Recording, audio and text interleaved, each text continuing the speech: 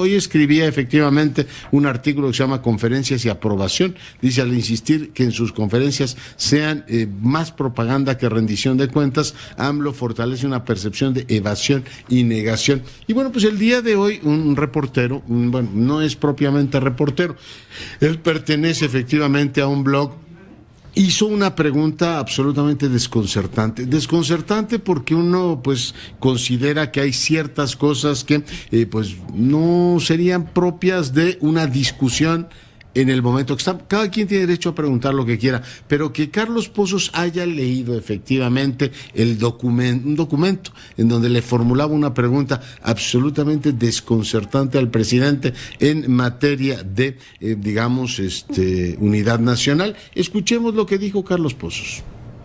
En medio de esta emergencia del COVID-19, se observa la falta de unidad y solidaridad hacia su gobierno. Hay jaloneos por los recursos económicos y ambiciones personales. Y mientras en España, Italia, Alemania y Estados Unidos la oposición apoya a sus gobiernos, en México se aprovecha para golpear.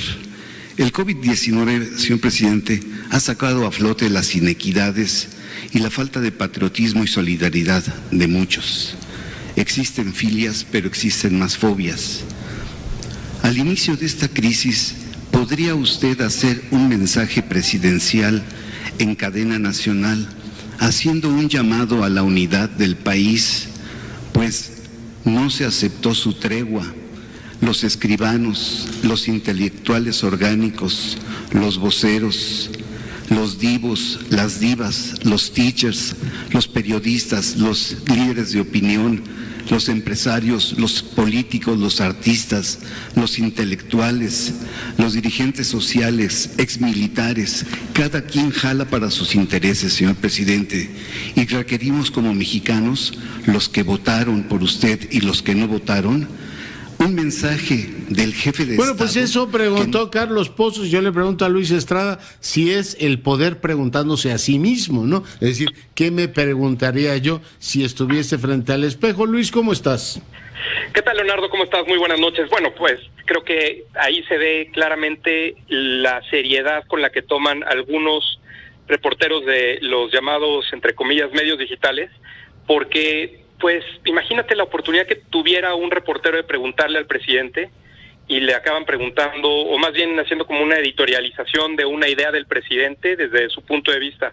Creo que lo que ha sucedido en las conferencias en esta época del coronavirus ha sido o ha exhibido realmente cuál es el alcance del ejercicio que el presidente presume como uno de los que más comunica en el mundo, porque pues sabemos que esto que hace todos los días es inédito, pero que en realidad, lo platicábamos hace unos días, pues no está informando, está realmente reforzando su ejercicio de propaganda. Y la verdad también, creo que con esto del coronavirus, en la instrucción o recomendación que se da de que solamente 50 personas puedan estar reunidas en el Salón Tesorería de Palacio, ahora la nueva forma de dar privilegio para que estos reporteros de medios digitales puedan hacer sus preguntas es que desde antes de que inicie la conferencia los discriminan y dejan entrar a unos y a otros no, y entonces solamente pueden preguntar los que están en el Salón Tesorería, así que pues muy cómodo para el presidente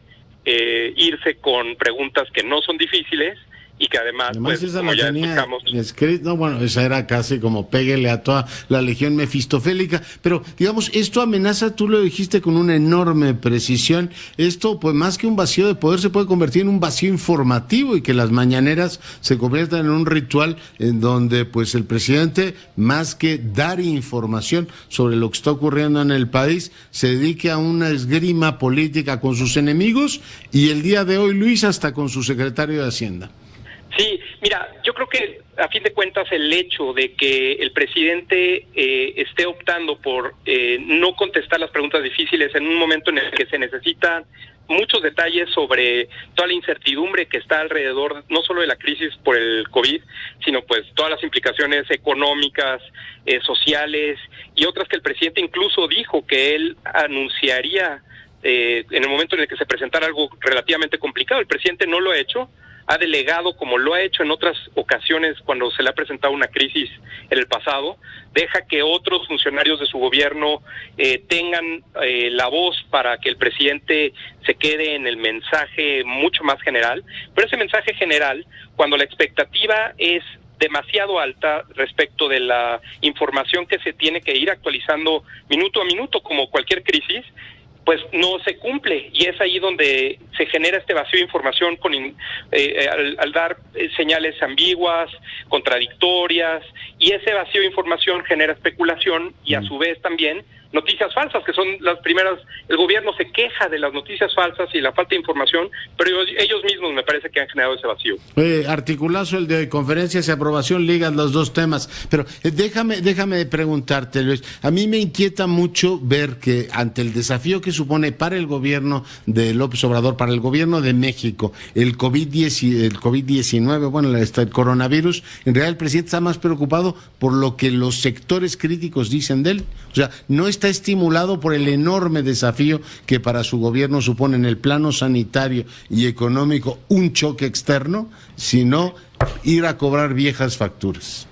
Fíjate qué tal parecería, de acuerdo con lo que ha dicho en ocasiones, sobre todo en los inicios de la crisis del COVID, que el presidente no quiere mandar una señal mucho mayor de la que está sucediendo respecto del avance de la pandemia, y eso me parece que es muy arriesgado. Es una apuesta.